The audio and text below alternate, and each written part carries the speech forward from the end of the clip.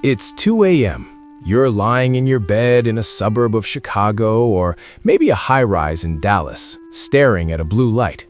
You're scrolling through their Instagram for the 10th time tonight. You know they aren't good for you. You know they haven't texted back in 3 days. And yet that silence, it feels louder and more addictive than a hey from someone who actually likes you. Why do we do this? Why is the human brain hardwired to ignore the sure thing and chase the impossible dream? Today, we're peeling back the curtain on the dark psychology of unrequited desire. Hey winners, welcome back to Easy Psych. Is your mind working for you or against you? Here, we give you the map to master your career, your relationships, and your own head. So if you're ready to take control, hit that subscribe button and turn on notifications now. Let's get into it. From the dopamine loops of Silicon Valley apps to the scarcity principle that runs Wall Street, we're going to find out why your heart is a rebel and how to finally take back control. The banned book effect, reactance theory. Imagine you're at a local bookstore in Seattle. You see a shelf of bestsellers. They're fine, but then you see a locked cabinet with a sign that says forbidden content, not for public viewing. Suddenly, you don't care about the bestsellers. You want what's behind the glass. In psychology, we call this psychological reactance. It was first coined by Jack Brem in 1966. Essentially, when we feel our freedom to have something is being threatened or restricted, we want it 10 times more.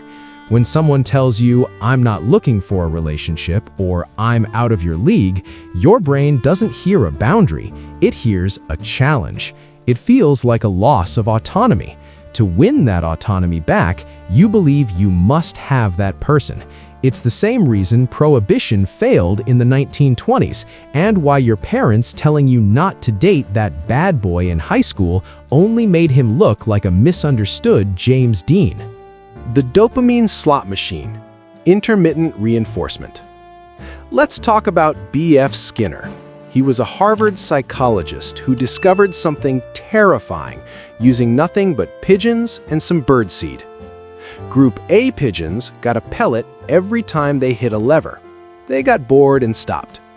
Group B pigeons got a pellet randomly. Sometimes they got 5, sometimes they got 0.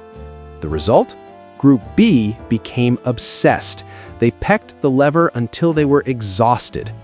This is intermittent reinforcement, and it is the dark magic behind why you want that person who is hot and cold. If someone is nice to you all the time, your brain levels out.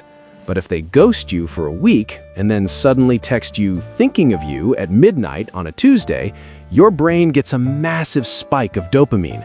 You've just hit the jackpot on a human slot machine. You aren't in love with them, you're addicted to the uncertainty of the reward. It's the same logic used to design apps like Tinder or slot machines in Vegas. The Zeigarnik effect, the unfinished symphony. Have you ever had a song stuck in your head, but only the chorus? It drives you crazy until you hear the end. In the 1920s, Lithuanian psychologist Bluma Zeigarnik noticed that waiters in Vienna could remember complex orders perfectly until the bill was paid. Once the task was finished, they forgot everything. This is the Zeigarnik effect. Our brains are hardwired to remember incomplete tasks better than completed ones. When a relationship ends properly with closure, your brain files it away. But when someone leaves you hanging or you never got the chance to start something, that person becomes an open loop. Because there was no ending, your brain keeps playing the what-if movie on a loop. You don't want them, your brain just wants to finish the story. The scarcity trap and social proof. We are a capitalistic society.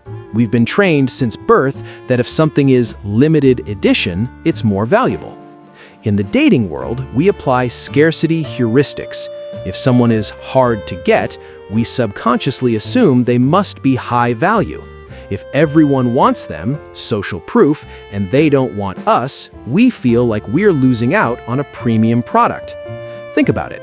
If you see a line outside a club in West Hollywood, you think, that place must be amazing. You don't even know what's inside, but the fact that you can't get in makes you want to be the one who does. We do the exact same thing with people.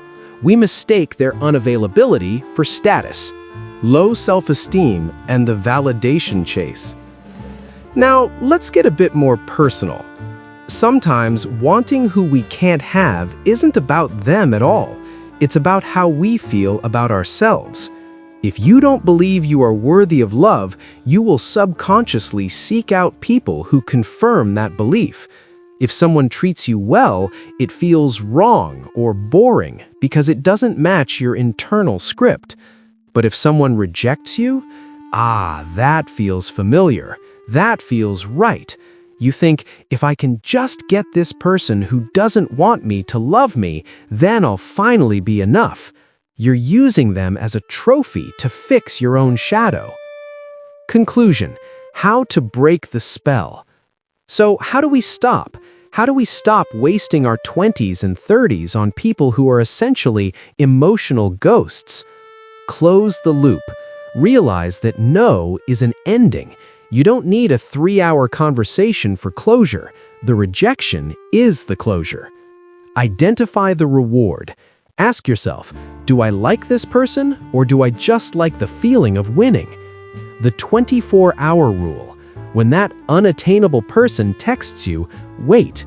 Realize that the rush you feel is biology, not destiny. The most valuable thing you have isn't your money or your looks. It's your attention. Because attention is where your time, energy, and emotional life flow. When you give it to people who aren't invested in you, you're reinforcing imbalance and training your brain to chase validation instead of connection. Psychologically, this creates scarcity. The less available someone is, the more your mind overvalues them. But real attraction and self-worth grow in reciprocity. Choosing where your attention goes is an act of self-respect. When you redirect it toward people who show up consistently, you break the cycle of longing and create space for healthier, mutual bonds. So stop spending it on people who aren't invested in you. Have you ever been stuck in a dopamine loop with someone who wasn't right for you?